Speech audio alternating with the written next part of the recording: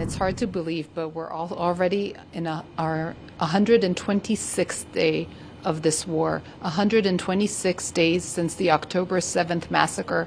There's still 136 people left being held hostage by Hamas terrorists. Israel Defense Force is still fighting in Gaza.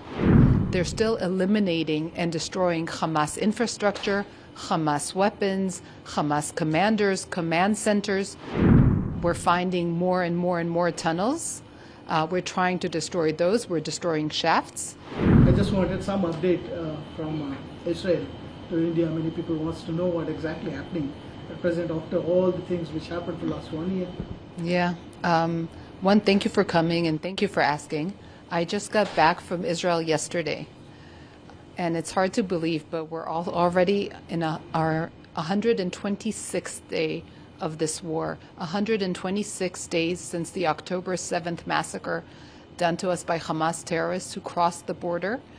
And I know you know, but I'll just remind the audience as well, you know, when Hamas crossed the border into Israel in this surprise attack, the surprise massacre on us, they killed over 1,200 people. They killed, they brutalized, they maimed, and they took 240 people, hostages, back into Gaza. Of these, we were able to get to some sort of agreement, and we freed over 110 of them. But there's still 136 people left being held hostage by Hamas terrorists. So what is going on? Our soldiers, the IDF, the Israel Defense Force, is still fighting in Gaza.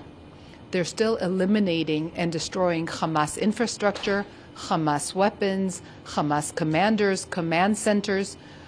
We're finding more and more and more tunnels. We're trying to destroy those. We're destroying shafts. And we're also in all of this trying to, you know, find some intelligence, find places maybe where the hostages could be. The IDF has reached one or two places where there was physical evidence that the hostages were held there, but we have yet to find them. While all this is going on, there were talks, and there still are talks, hopefully, of getting to some sort of an agreement for some sort of ceasefire for the return of the hostages.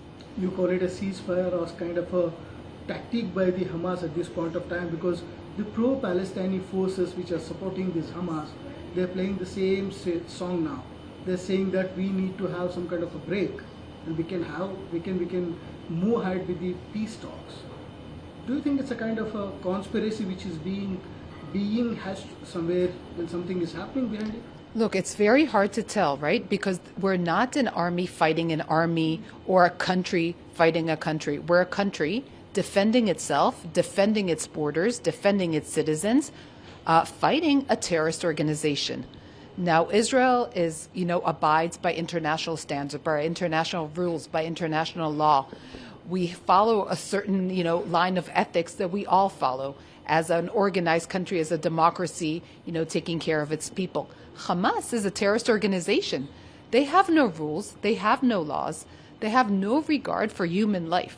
And we see it again and again. We are finding so many of the weapon storage and weapons factories are within hospitals or next to hospitals, or within kindergartens or next to them, are within mosques. You know, this organization claims that they're a religious organization, but they're in no way represent the religion that they claim to represent. They don't have any, you know, any honor for their own mosques, for their own even religious institutions. They're using the whole of Gaza, maybe abusing is more the correct word, abusing the citizens and the infrastructure of Gaza and all the international aid given to them throughout the years for their terrorist purpose. And their main aim, and they say it loud and clear, is to destroy Israel and kill Jews and Israelis. And everything, and if somebody wasn't sure of it before, or somebody thought that Israel might be exaggerating, we now see it. We've been in there for 4 months now, and there's still Hamas operatives. We're still finding weapons. They're still able from time to time to fire RPGs or rockets at us. It's just astounding what they've done, you know, to the detriment, obviously, of Israel and the people living in Israel, but also to the detriment of the people living in Gaza, to their own citizens, right? They were also the government, supposedly. They were supposed to take care of their citizens. And we find out that no, they haven't done anything except for promote their aim of destroying Israel.